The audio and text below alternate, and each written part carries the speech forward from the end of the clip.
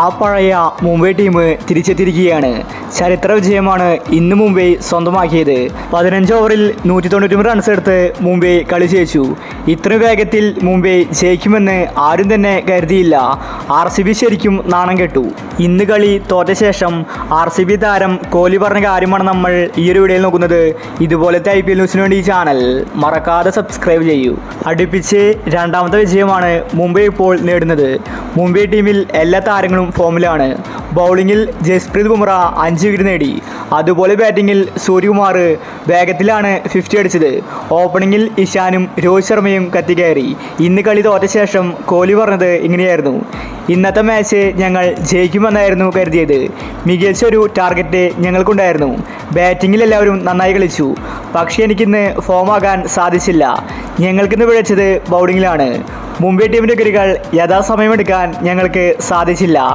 ഓപ്പണിങ്ങിൽ രോഹിതും ഇഷാനും അടിച്ചു കളിച്ചു. അതാണ് ഞങ്ങൾക്ക് പണിയായത്. ആ ഒരു കൂട്ടുകെട്ട് തകർക്കാൻ ഞങ്ങൾക്ക് സാധിച്ചില്ല. ഒരുപാട് തെറ്റുകൾ ഇന്നത്തെ മാച്ചിൽ സംഭവിച്ചിട്ടുണ്ട്. അതെല്ലാം കണ്ടെത്തി അടുത്ത മത്സരത്തിൽ ശക്തമായിട്ട് തിരിച്ചു വരുമെന്ന് വിരാട് കോഹ്ലി വ്യക്തമാക്കി. RCB ആരാധകർ നിരാശയിലാണ്. അടുത്തൊരു മാച്ചും കൂടി RCB തോറ്റിരിക്കുകയാണ്. 5 കളി RCB തോറ്റിട്ടുണ്ട്. ഇനിയുള്ള ഒരുവിധ മാച്ച് എല്ലാം തന്നെ ജയിച്ചാലേ RCBക്ക് പ്ലേ ഓഫിലെത്താൻ സാധിക്കൂ. അതത്ര ഈസിയല്ല. ഇതേ സമയം മുംബൈ ഇന്ത്യൻസ് ശക്തി പ്രാപിച്ചു വരികയാണ്. ബാറ്റിങ്ങിലായാലും ബൗളിങ്ങിലായാലും മുംബൈ ടീം ഇപ്പോൾ സ്ട്രോങ് ആണ്. ഇതുപോലത്തെ ഒരു മുംബൈ ടീമിനെയാണ് ആരാധകർ സ്വപ്നം കണ്ടത്. മുംബൈ ടീമിലെ തർക്കങ്ങളെല്ലാം അവസാനിച്ചിരിക്കുകയാണ്. പാണ്ഡ്യയും രോഹിത് ശർമ്മയും ഇപ്പോൾ നല്ല സുഹൃത്തുക്കളാണ്. രോഹിത് ശർമ്മ തിരിച്ച് ട്രാക്കിലേക്ക് എത്തി.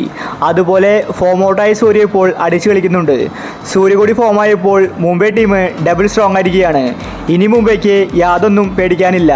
മുംബൈ ഇങ്ങനെ തന്നെ മുന്നോട്ട് പോയാൽ പ്ലേ ഓഫിൽ എത്തുമെന്നത് ഉറപ്പാണ്. അപ്പോൾ ഇതുപോലത്തെ IPL ന്യൂസിന് വേണ്ടി ഈ ചാനൽ മറക്കാതെ സബ്സ്ക്രൈബ് ചെയ്യൂ.